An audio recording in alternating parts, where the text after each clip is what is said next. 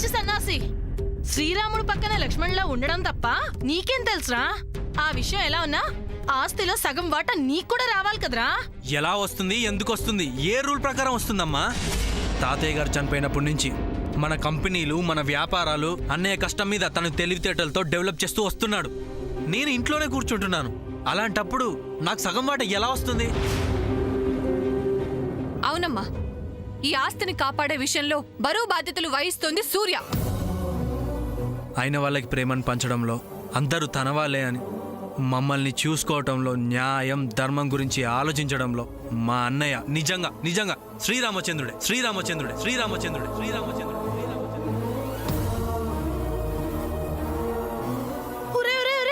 ఏంట్రా ఇది? అది కాదు. అవునమ్మా, అలాంటి మా అన్నయ్యను ఏ ఒక్క మాట అన్నా ఊరుకునేది లేదు. అది పిల్లలకున్న పాటి బుద్ధి జ్ఞానం ఉంటే ఎవ్వరు ఇలా మాట్లాడరు. చెల్లి, నీ నంగనాచి మాటలు నా దగ్గర కాదు. ఈ ఆస్తి విషయంలో జరిగింది మొత్తం నీకు ముందే తెలుసు కాబట్టే, మామయ్య గారు రాసిన వీలునామా గురించి నీకు ముందే తెలుసు కాబట్టే ఆ రోజు అత్త ముందు ఆస్తులు పంచుకొని విడిపోదామనే మాట అన్నావు. ఒకవేళ నువ్వన్న మాట నిజమైతే నీతో ఇంతసేపు వాదించాల్సిన అవసరం లేదు. అవును, 3వ వంతు వాటా మాదే అని చెప్పేవాళ్ళం. ఇదిగో ఇదిగో ఇదిగో ఇదిగో, ఈ మాట అన్నావంటే నేను అన్నమాట నిజమనే కదా? అమ్మా, పిన్ని ఏదో మాట వరుసకంది. అది కాదే పద్మ. పెద్దమ్మ, నువ్వు అనుకుంటున్నట్టు ఏమీ జరగలేదు. నా మాట నమ్ము. నమ్మాలంటే నేను ఆస్తి పత్రాలు చూడాలి సూర్య.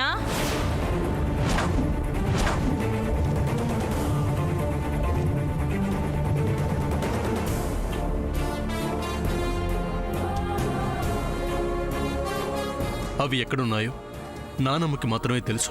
అయితే అతనే అడుగుదాం. అత్త అత్త. పెద్దమ్మ ఆగు. నానమ్మని అడుగు, ఆస్తి పత్రాలు తీసుకుని చూడు. నాకెలాంటి అభ్యంతరం లేదు, కానీ ఇప్పుడు కాదు. ఏ ఏ ఎందుకు చెప్పు? దీనిక్కడ వారం వజ్యం చూసుకోవాలా?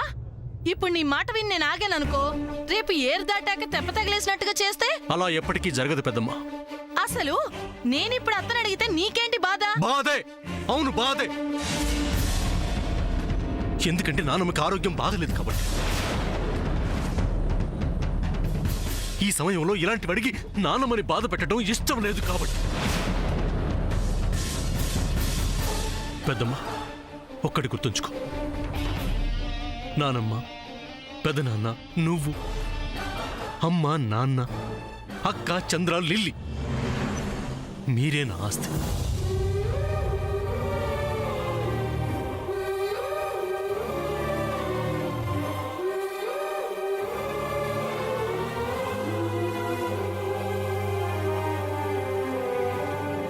మీ అందరి ప్రేమానురాగాలే నా ఐశ్వర్యం.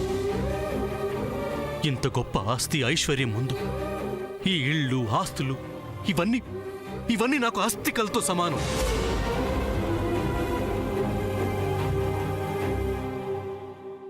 ఇంకా నా మీద, మా అమ్మ మీద నమ్మకం లేకపోతే ఈ ఆస్తిలో నాకు చిల్లిగవ్వ కూడా అక్కర్లేదు అని నువ్వెక్కడ సంతకాలు పెట్టమంటే అక్కడ సంతకాలు పెట్టడానికి నేను సిద్ధం.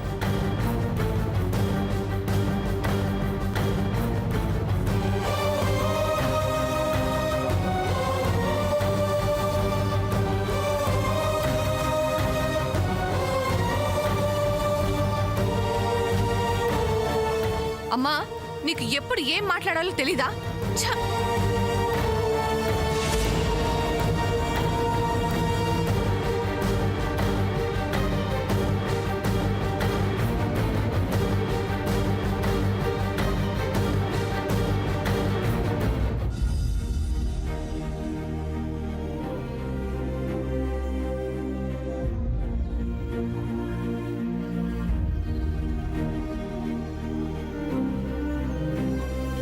నువ్వు సూర్య కలిసి మా మాయ గారి చేత రహస్యంగా, దొంగతనంగా, ఎవ్వరికి తెలియకుండా ఈ ఆస్తిలో 3 వంతుల వాటా సూర్య పేరు మీద రాయించుకోలేదు?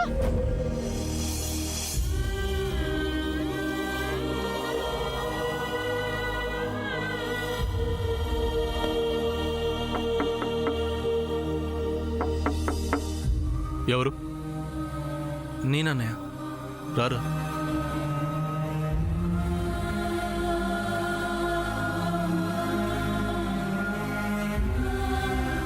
సారీ అన్నయ్య.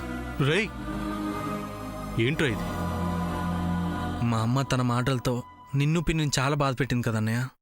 అమ్మ తరపున నేను సారీ చెప్తున్నాను. రే మనలో మనకేంట్రా ఇది? పెద్దమ్మ గురించి నాకు తెలీదా? తను చాలా మంచిది. కాకపోతే ఎవరైనా ఏదైనా చెప్తే వెంటనే నమ్మేస్తుంది, మనసులో ఏది దాచుకోదు.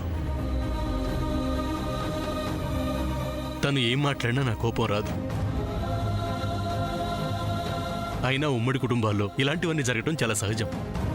నువ్వు నన్ను క్షమించమని అడిగేంత పెద్ద విషయం కాదిది. పెద్దమ్మ నీకెంతో నాకు అంతే.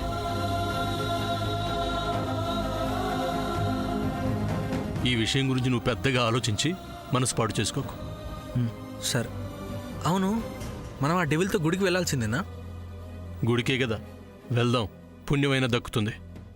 అన్నయ్య, నువ్వు ఒక ఇంజెక్షన్ గురించి చెప్పావు కదా, తీసుకొచ్చావా? ఆ ఇంజెక్షన్ దొరకలేదన్నయ్య. మనసులో ఉన్న నిజాలు బయట పెట్టించే సేమ్ అదే డోస్ ఉన్న టాబ్లెట్ దొరికిందన్నయ్య.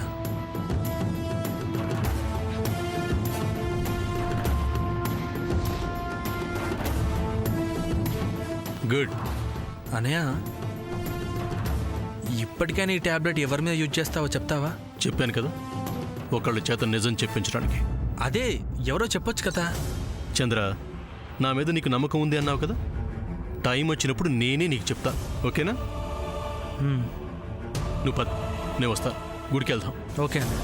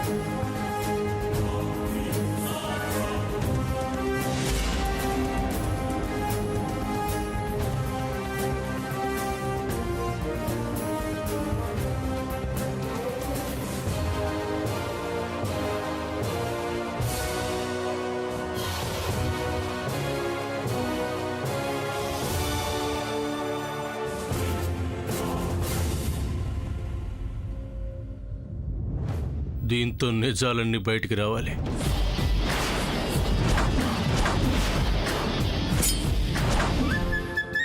రండి రండి రండి.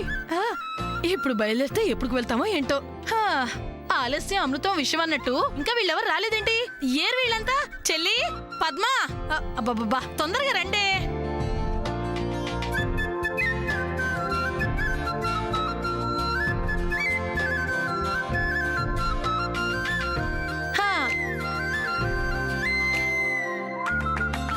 అందరూ వచ్చేసినట్టే కదా?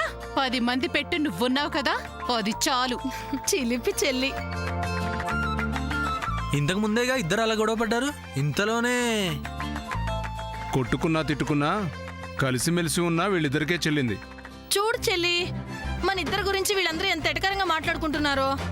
ఇందుకే పెద్దలం పెద్దరికంతో ఉండాలి అనేది. ఇక నుంచి అలాగే ఉండాలి చెల్లి. పదండి పదండి, తొందరగా పదండి. ఆంటీ, ఇంతకీ సూర్య ఏడే? అవును కదూ, అదేంటి ఇంకా రాలేదు? వస్తాడు, నేను పిలవాలి కదా. సూర్య,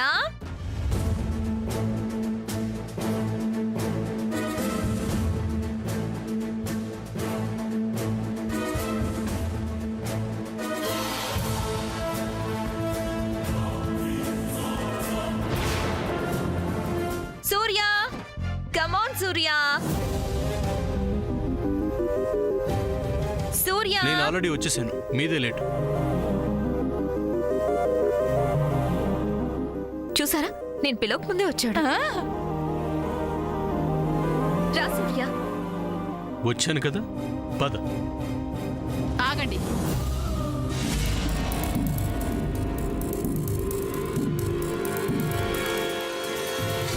సామాన్య, మీ నాన్నగారేరి ఇంకా రాలేదు కదా?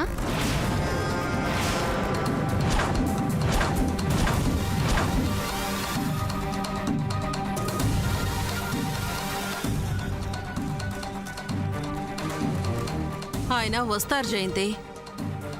ఎప్పుడు? వస్తారు అని చెప్తున్నాను కదా జయంతి. అదే ఎప్పుడు అని అడుగుతున్నాను కదా.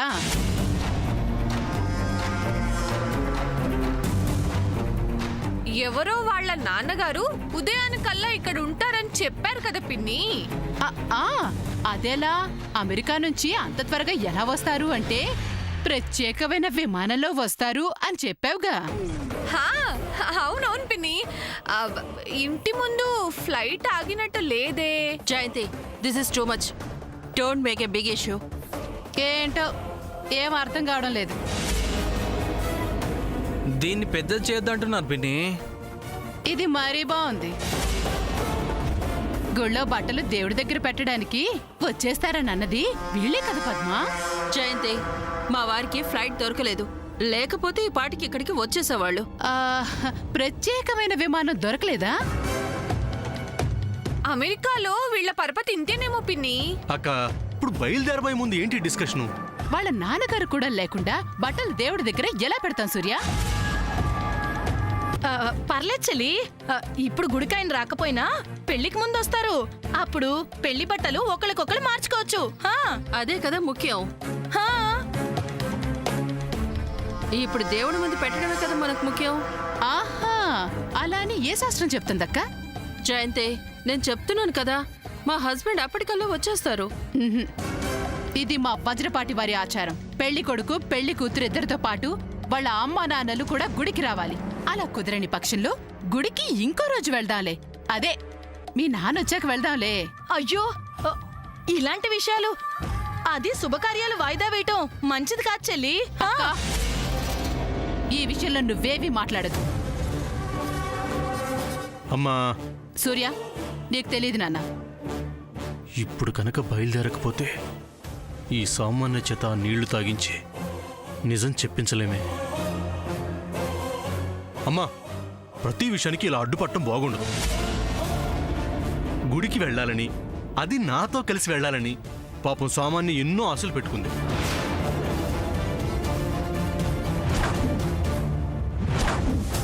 తనని అప్సెట్ చేయటం బాగుండదు. Surya, you are supporting me. Why not? You are my fiancée.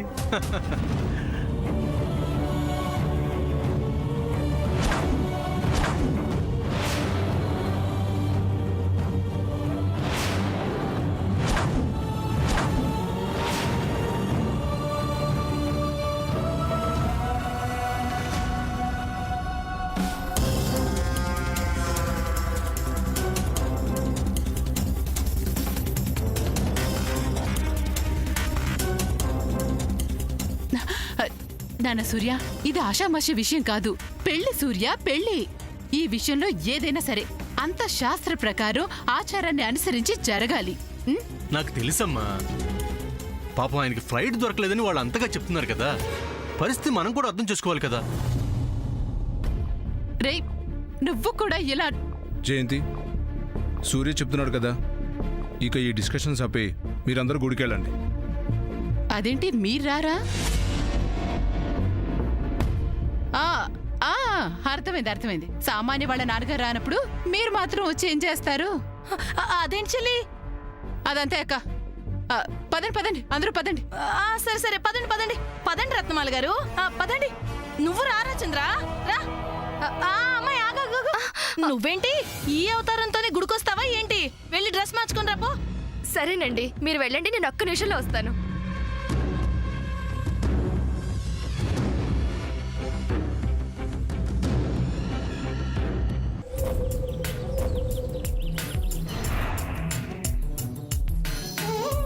Surya, come on, let's go to temple. అందరినీ రాని సామాన్య, కలిసి వెళ్దాం.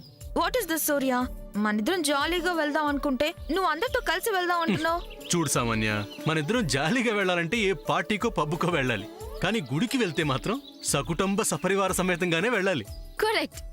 సూర్య చెప్పిందే కరెక్ట్ సామాన్య. మీ పెళ్లి బట్టలు దేవుడి దగ్గర పెట్టడానికి కుటుంబం అంతా కలిసి గుడికి వెళ్తేనే బాగుంటుంది. సూర్య ఏదో చెప్పాడని నువ్వు రియాక్ట్ అవ్వడం కాదు. ఇంతమంది ఒక కార్లో ఎలా వెళ్తాం? ఓ, అదా నీ బాధ. మామూలు కారులో అయితే వెళ్ళలేం, కానీ రెనో లాడ్జీలో మాత్రం హ్యాపీగా ఫ్యామిలీ అంతా కలిసి వెళ్ళొచ్చు. హే, వాట్ ఇస్ దిస్? ఏంటిది సూర్య? ఇది నా ప్లేస్. తను కూర్చొని సామాన్య ముచ్చట పడుతుంది కదా. నువ్వు బ్యాక్ సీట్ లో కూర్చో. నో, ఎండ చాలా ఎక్కువగా ఉంది. ఫ్రంట్ సీట్ లో అయితే ఏసీ బాగా వస్తుంది. తన్ను వెనకెళ్ళి కూర్చోమను. అదా నీ ప్రాబ్లం. ఉండు. No Surya please. వెయిట్. కూర్చో. సూర్య ప్లీజ్. కూర్చో చెప్తాను. సూర్య ఏంటి థర్డ్ రోనా? ముందు కూర్చో చెప్తాను. నో సూర్య. సామాన్య రెనో లాడ్జిలో మొత్తం 3 రోస్లోనూ ఏసీ ఉంది. సో నువ్వు థర్డ్ రోలో కూడా హ్యాపీగా కూర్చోవచ్చు. Just a minute.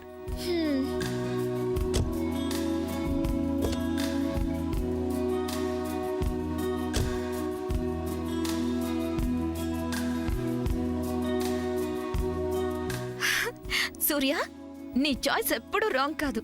It's very cool. భలేవారే రత్నమాల గారు, ఎంత బాగుందో కదా. Mom come on. Wow Surya, మన వజ్రపాటి ఫ్యామిలీ ఎక్కడికి వెళ్ళాలన్నా 2 కార్స్ లో వెళ్లేవాళ్ళం.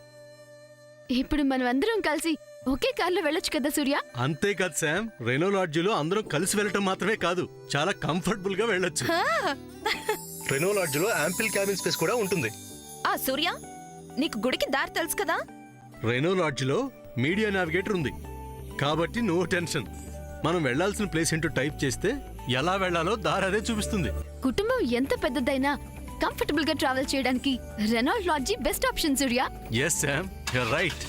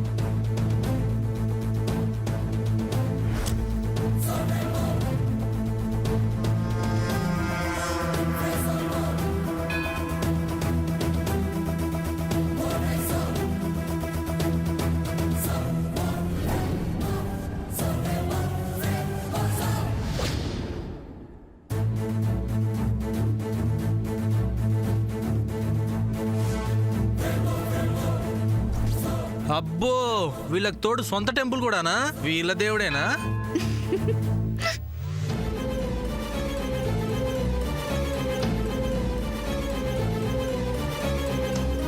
Yes of course. ఈ గుడి కట్టించింది అది అది ఏమంటారు? విగ్రహ ప్రతిష్ట. Yes yes correct. అది చేయించింది కూడా మా 4 ఫాదర్సే. ఈ టెంపుల్ కి ట్రస్టీస్ కూడా మేమే. అబ్బో, బడాయిలు బాగానే ఉన్నాయి.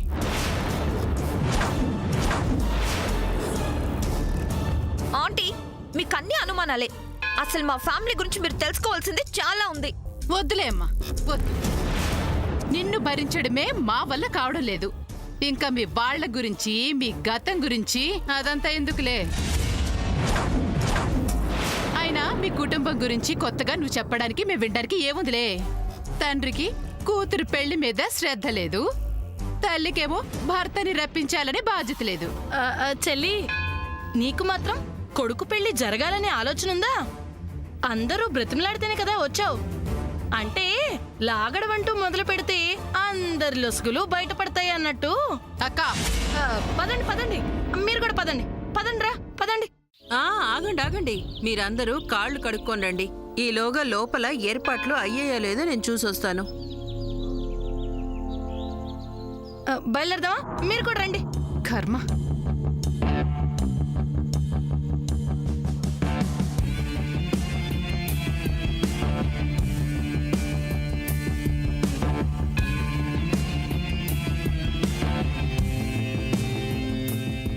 సూర్య, నువ్వు ఇంకా ఇక్కడ నిలబడ్డావేంటి? రా, పక్కన నుంచో. సామాన్య పక్కన నుంచో.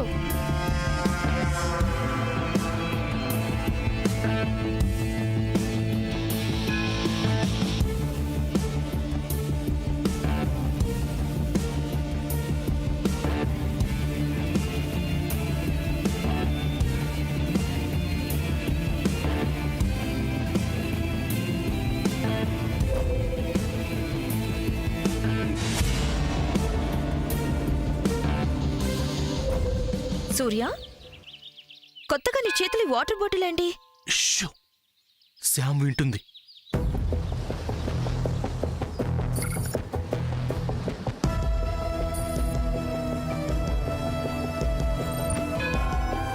ఈ బాటిల్ ఎవరికి సూర్య? నీకోసమే. వాట్? నా కోసమా? ఎస్, పెళ్లికి ముందు నువ్వు బయట వాటర్ తాగడం నాకు ఇష్టం లేదు. వై సూర్య? నీ హెల్త్ స్పాయిల్ అవ్వకుండా చూసుకోవడం నా డ్యూటీ కదా. ఓ సూర్య, థ్యాంక్ యూ సో మచ్. ఆ, ఈ బాటిల్ నీ దగ్గరే ఉంచుకొని దాహం వేసినప్పుడు దీనిలో వాటరే తాగు. ఎవరికి ఇవ్వద్దే.